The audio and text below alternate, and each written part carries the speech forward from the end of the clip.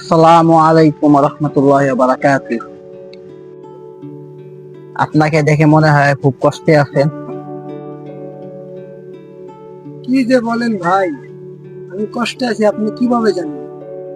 আচ্ছা, তাহলে আমি আসি। আসসালামু আলাইকুম রহমতুল্লাহ বারাকাতুহু।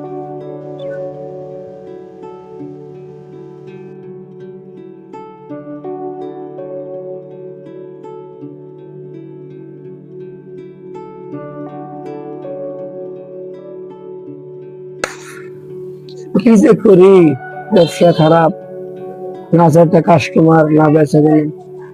কি করতে পারি, কি করা যায়?